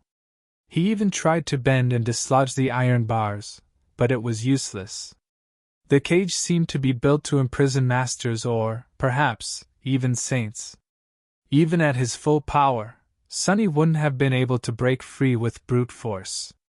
After a while, he had no choice but to slide back to the center of the dome and resume doing nothing. He hadn't had an opportunity like that in a long while. Actually, doing nothing was sort of relaxing, if he ignored the fact that their lives were hanging by a thread, of course. The blue glow of the runes and the orange light of the oil lamp were soft and dim, leaving the chamber dark and full of shadows. Somewhere outside, a gruesome massacre was perhaps taking place. But here, everything was calm and silent. Sunny was on the verge of dozing off when Cassie suddenly turned to face the door. "Someone is coming." He opened his eyes and stood up, then glanced at the oil lamp with a dark expression. Its dancing flame trembled, and then disappeared for a moment when the door opened with a bang and a gust of wind entered the cell. 5 people came inside. 4 of them were lost warriors, their faces grim and their armor bloodied. One was the same sentinel who had locked them inside, his face ashen and pale, a piece of white cloth wrapped around his head like a makeshift bandage. The 5th was a woman with beautiful red hair, wearing a black tunic. Master Wealth? There was a strange amulet in the shape of an anvil hanging on a thin chain around her neck, and murder in her eyes. The aura she emanated was truly frightening. So, Mordred did not manage to escape, after all. The master threw a cold glance at Cassie, then turned to Sunny. You brought that piece of mirror into the citadel, correct? Sunny shifted slightly. I did. The corner of Weld's mouth twitched. Who instructed you to do so? He blinked a couple of times. What? No one instructed me. I had no idea what that shard was. I just thought that it was curious and picked it up. The beautiful woman glanced at one of the lost, who nodded. He is telling the truth. Or at least believes in what he says. Sunny studied the lost, who was a man in his 30s, with a gaunt face and clear, gray eyes. Great. Another walking lie detector. Weld frowned, then pierced Sunny with a heavy gaze. What was your purpose in coming to Night Temple? Sunny hesitated for a few moments. When he spoke, his voice sounded frightened and a little shaky. I've been told that there is a special knife here, on the altar. I am interested in that knife, because it has to do with the past of the Chained Isles. I am a researcher at the Awakened Academy, you see, maybe you've read my previous exploration report? It's, quite famous. The master stared at him for some time, then glanced at the lost with clear eyes, and shook her head dejectedly. All this, because of one clueless fool. Yes.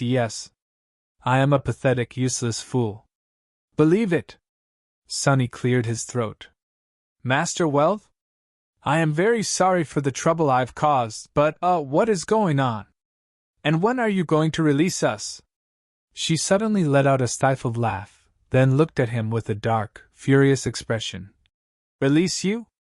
If you knew what your actions have caused, you would have begged me to keep you in this cell.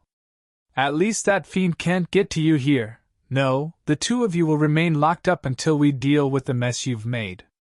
And we will deal with it, believe me. That was not exactly the answer Sunny wanted to hear, but at least it gave him some information. Mordred wasn't contained yet, rather, he and the Valor forces seemed to be in some sort of a stalemate. Master Weld gritted her teeth, then turned away. However, before leaving, she stopped for a moment and then said, her voice grim. Now that the temple is sealed, no one but Lord Cormac can unseal it, anyway. With the gateway destroyed, there's no escape. Where would you even go? With that, she clenched her fists and left the chamber. The 4 lost followed, closing the door behind them. Sunny stared at it for a while, a bleak expression on his face. No one but Lord Cormac can unseal it. Crap! The saint was not supposed to return until a month from now. He looked at Cassie, then at their cage, and lastly at the glowing runes. This was going to be a long and terrible month.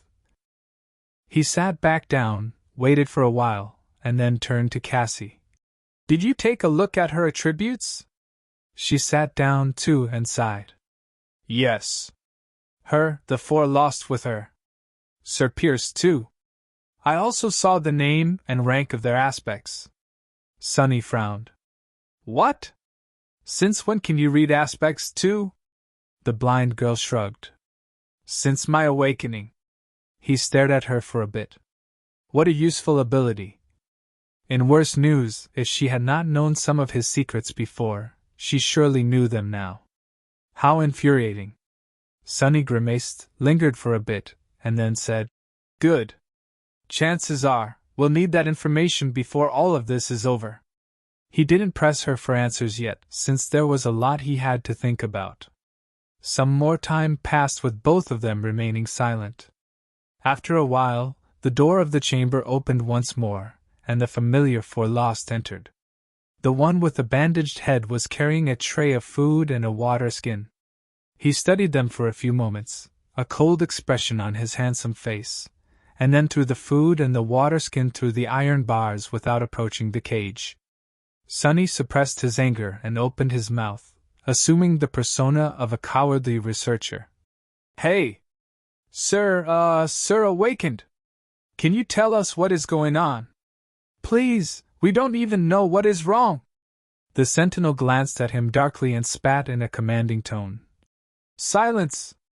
His voice was clear and strong, full of arrogant confidence, and deep animosity toward the two of them. Without saying another word, the Lost left, once again locking the door behind them. Sonny remained motionless for a few moments, then slowly lowered his gaze and glanced at the food that rolled down the slope of the dome to his feet. Then, suddenly, he threw his head back and laughed loudly. Oh gods! Never thought I'll be eating this crap again." Right in front of him, reflecting the blue glow of the runes, two colorless tubes of sin paste were lying on the floor. He knew their shape all too well. They had a late supper, which consisted of a synthetic paste that had the consistency of mud and tasted about the same. Still, this vile invention was cheap to produce and supposed to contain all the nutrients one needed to, barely, survive. Sonny had not missed the damned sludge at all. In the outskirts, the easiest food to get was called a universal ration pack, or simply a rat pack. It contained a tube of sin paste, a cheap water filter, and several dry, tasteless crackers. This was what he mostly ate before becoming an awakened, so now, Sonny felt as though his life had come full circle. Such irony. After a while, tired and weak without the essence sustaining their bodies, they decided to sleep. The flat space in the center of the cage was so small that Sonny and Cassie had to settle with their backs against each other. With nothing but 2 layers of thin fabric separating their skin, Sonny could feel the heartbeat reverberating through her lithe body. The cage was cold and chilly, but at least his back was warm. They lay in silence for a while, trying to fall asleep. Before they did, however, Cassie suddenly spoke. "Sonny!" Her voice was quiet and hesitant. How is she doing? Do you know?" He kept his eyes closed and remained silent for a few moments, then said with no particular emotion. "She is doing great. She is a devil already. Now stop bothering me." Cassie sighed, and didn't say anything else. In the middle of the night, if it was night outside, he suddenly woke up, disturbed by a sudden change in her breathing. Through the thin fabric of their clothes, he could feel the blind girl's body tense up, her breathing rugged and uneven. Sonny hesitated, then turned around and looked at Cassie.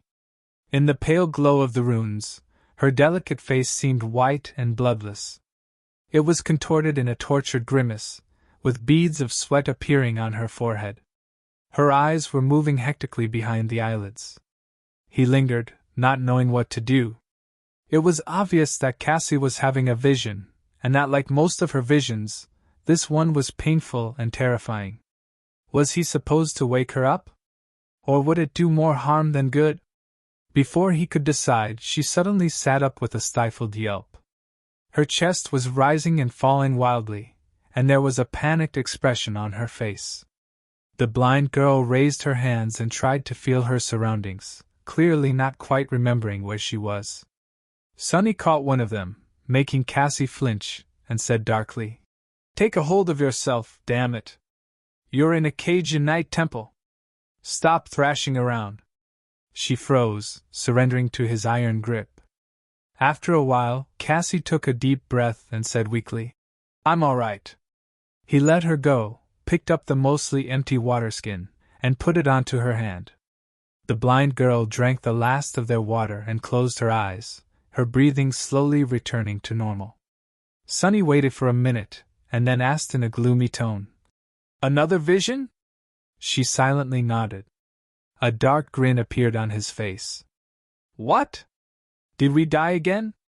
Cassie shook her head, then opened her eyes and frowned. No, no, this time I saw someone else. She put the water skin on the floor, hugged her knees, and spoke again, her voice still tense, but now much calmer.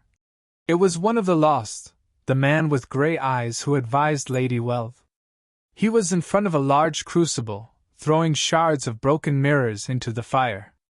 There were thousands of them, all reflecting his image. Only, at some point, one of the reflections stopped. She shivered. The lost stopped too, and stared at the motionless reflection, his eyes full of utter terror. It was as though he was paralyzed by fear. He opened his mouth to scream, but no sound came out of his mouth. After that, he didn't move anymore, but the reflection finally did. It raised its head and smiled. Cassie grew silent, and then added, her voice trembling.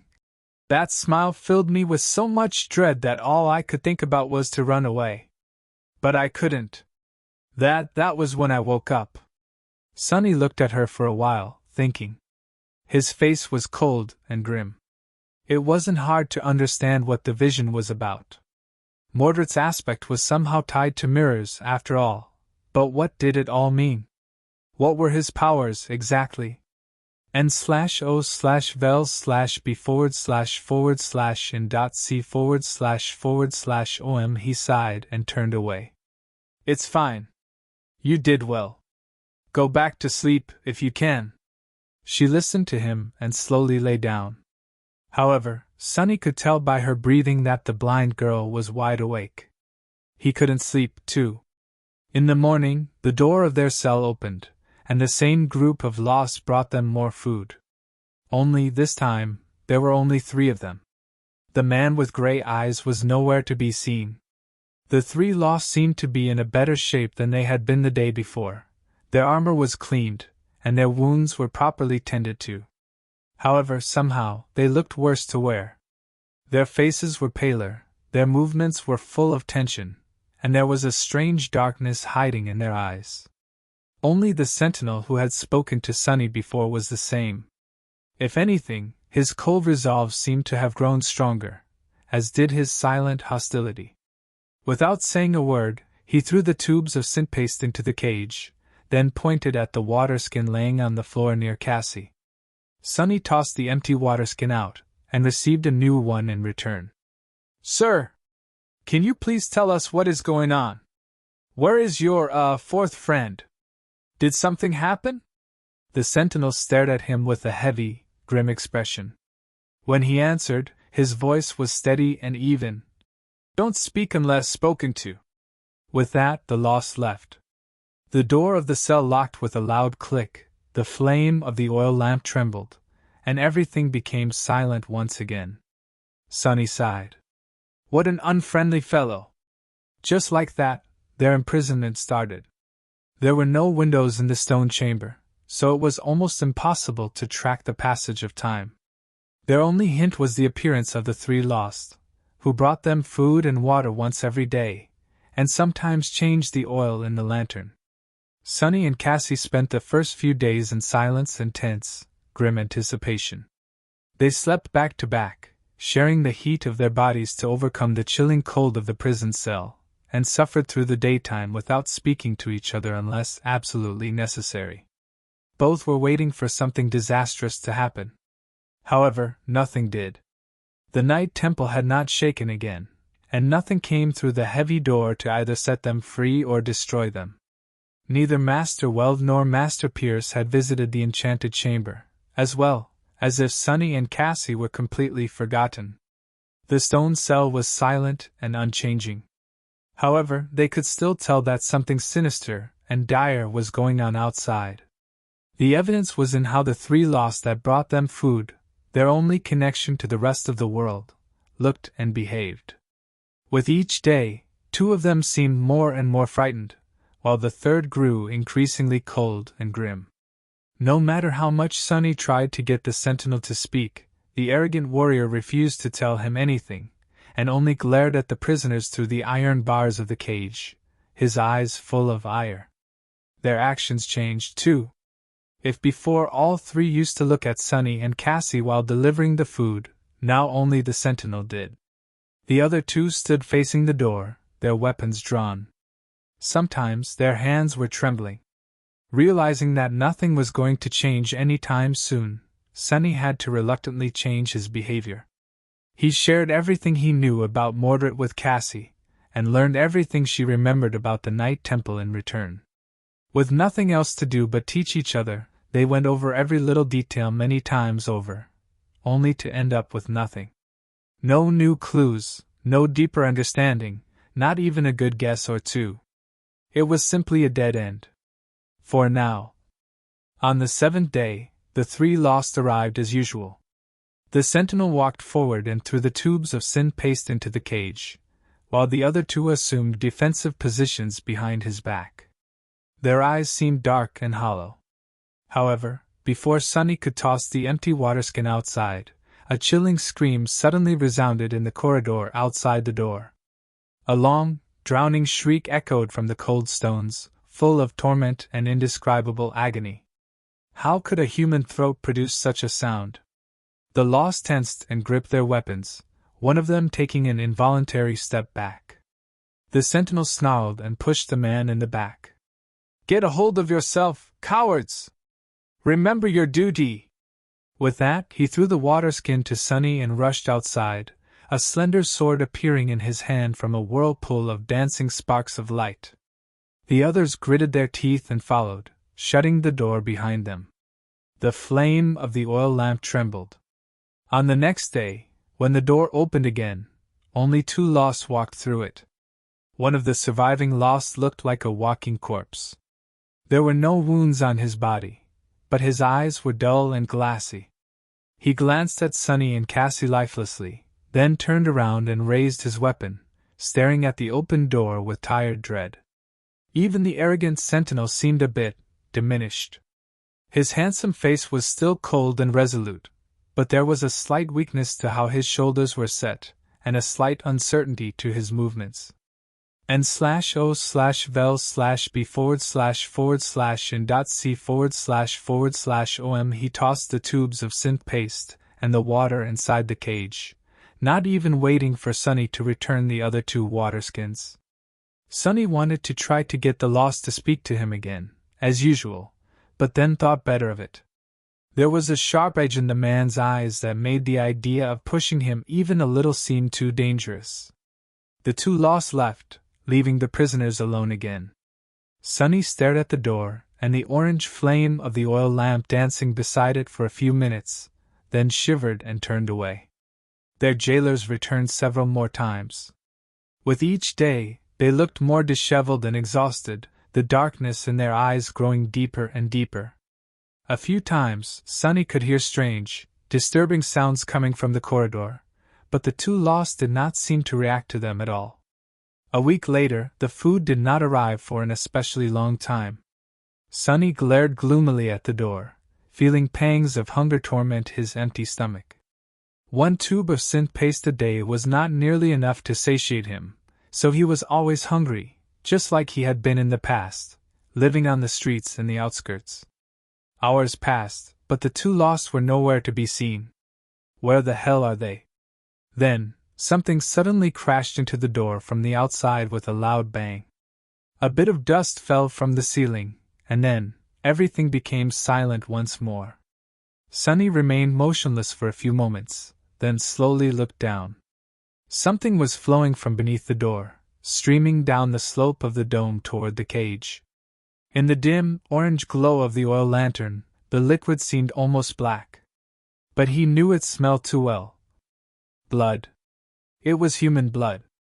After that day, no one came to feed them anymore. Sunny looked at the stream of blood that was getting closer and closer to the cage, then glanced back at the door and waited, wondering if someone, or something, would burst through it and enter the cell. But nothing did. After that first loud bang, everything stayed eerily quiet. Seconds passed, then minutes. Finally, he slowly turned away from the door and looked at Cassie. "Do you smell it?" She lingered for a moment, then nodded. "Blood." Sunny remained motionless for a bit, then walked back to his usual place and sat down. His face was grim. After a while, he said in a dark tone, "We are going to need to start rationing water. Humans could survive for a long time without food, but water was much more precious. Without it, a healthy human could die in a matter of days. And there were very few more agonizing ways to go." Cassie turned her head, then asked somberly, "Why? Do you think that they are going to just leave us here?" Sonny opened his mouth to retort that she was the one who could see the future. But in the end, he held his tongue. Just in case. They had one full water skin left. As awakened, they would also be able to last longer without water than mundane humans, especially Sonny, whose body was strengthened by 3 cores, Bloodweave, and his shadows. But would that be long enough? There was no way to know. He closed his eyes and exhaled slowly, then tried to meditate. Time crawled slowly. Their hunger grew, but no one came to bring them food. With their last connection to the outside world gone, it was impossible to tell what day it was. Sonny and Cassie remained in the barely illuminated darkness alone, waiting for something to happen, or slept while shivering from the cold. It wasn't long before their water ran out. The water skin wasn't that large, to begin with. Then came the thirst. Sonny thought that he knew what madness felt like, but after spending several days, at least he thought that a few had passed, without drinking anything, he learned that there was a completely different realm of crazed delirium. n/o/vel/b/and.c//and.c//om. The feeling of thirst was absolutely maddening, torturous, and suffocating. His throat hurt as if it was being cut, his lips had dried and cracked, and so did his tongue. His head was full of pulsating pain, and his muscles were experiencing excruciating cramps. All he could think about was water, water, water. The worst part of it all, however, was the fear. Fear that he was going to die in this cursed cage like a dog, forgotten and discarded. Maybe one day someone would open the heavy door, and find his desiccated corpse reaching hopelessly and pathetically toward it through the iron bars. Sonny had tried everything he could think of to get out of the cage, but nothing he had done helped. The only result was that his condition worsened even further.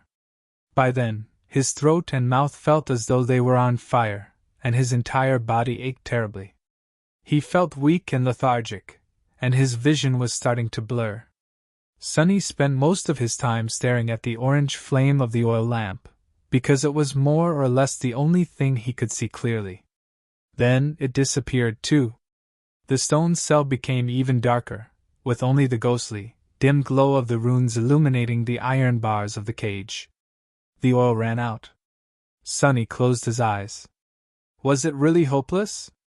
No, he couldn't give up, he refused to. In all this suffering and despair, the only thing that kept him somewhat sane was the fact that Cassie was right there with him, going through the same hell. At least he wasn't alone. Despite all the complicated emotions and the heavy burden of past sins, sharing his pain with someone had made if not bearable, then at least a little easier. Neither of them would have been able to endure the agony and the terror of not knowing whether they were going to live or die, the fear of the unknown, alone. But together, the two of them managed to persevere somehow. Maybe just to not let the other see them break first. Sonny didn't know how many days had passed since the flame of the oil lantern died out. Time lost its meaning a while ago. All he knew was the thirst, the pain, and the stubborn, spiteful will to hold on just a little bit longer. At some point, he opened his eyes in the darkness and stared at the blurry blue glow of the sorceress runes. Then, he turned his head and looked at Cassie, who was sleeping in his arms.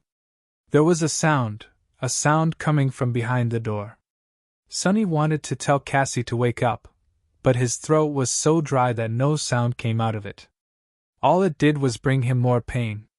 He gritted his teeth, then shook her gently, waited for her to open her eyes, and carefully placed a finger on her lips. He wanted her to remain quiet. The blind girl hesitated for a few moments, then nodded. They let go of each other and shakily rose to their feet. By that point, the faint sound became more clear. It was as though something sharp was scraping against stones as it was being dragged across them slowly. Skrish, skrish, skrirish, skryish. The haunting, grating sound was drawing closer and closer. Finally, it reached to just beyond the cell and stopped abruptly. Then, they heard another scrape, this one much smaller, and the click of the door's lock. It opened, and Sonny saw a blurry silhouette standing at the threshold of the stone chamber. Half blinded by the thirst, he could tell who or what it was. But the smell of blood was back. Only now, it was much, much stronger.